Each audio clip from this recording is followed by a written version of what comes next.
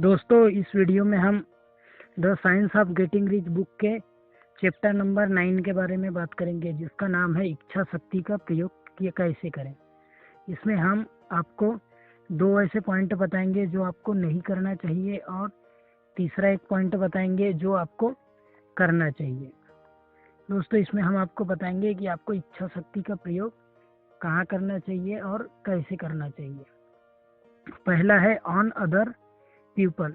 इसका मतलब है दूसरे लोगों पर। आपको अपनी इच्छा शक्ति का प्रयोग या लॉ ऑफ अट्रैक्शन का प्रयोग दूसरे व्यक्तियों पर नहीं करना चाहिए।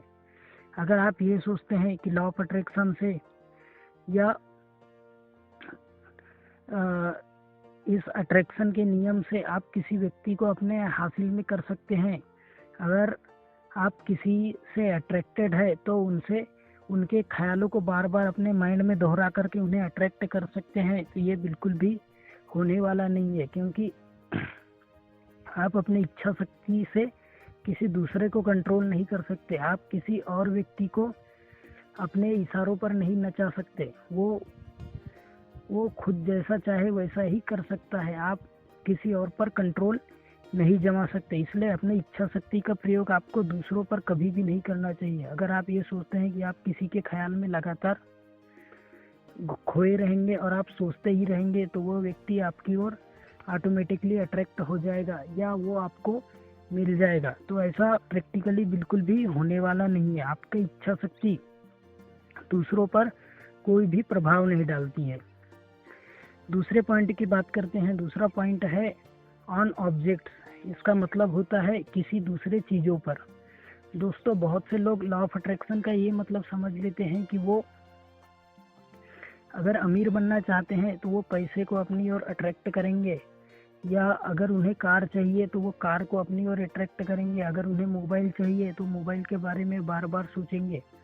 इसका मतलब है वो लोग ऑब्जेक्ट के बारे में बार बार अपना विचार करके उस ऑब्जेक्ट को अपनी ओर अट्रैक्ट करने की कोशिश करते हैं। उन्हें लगता है कि उनके थॉट प्रोसेस से वो ऑब्जेक्ट उनकी ओर अट्रैक्ट होगा या वो ऑब्जेक्ट उनके लाइफ में ऐड हो जाएगा। पर ये साइंटिफिकली बिल्कुल गलत है, क्योंकि किसी भी ऑब्जेक्ट पर आपके थॉट का कोई भी प्रभाव नहीं पड़ता है। आपका थॉट इतना पावरफुल नहीं है कि वो आप कार चाहेंगे तो आपको कार दे देगा या जो चाहेंगे वो दे देगा। ये 2 पॉइंट है जो आपको अपने विल पावर का प्रयोग इन पर नहीं करना चाहिए। तीसरा पॉइंट की बात करते हैं कि आपको अपने विल पावर का प्रयोग कहाँ करना चाहिए। On your self. इसका मतलब है अपने विल पावर का प्रयोग आपको सिर्फ खुद पर ही करना चाहिए।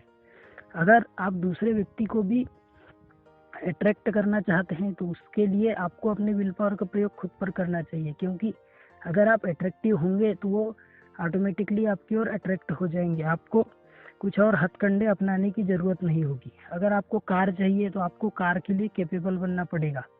अगर आपको अमीर बनना है तो अपने अमीर बनने के लिए कैपेबल बनना पड़ेगा।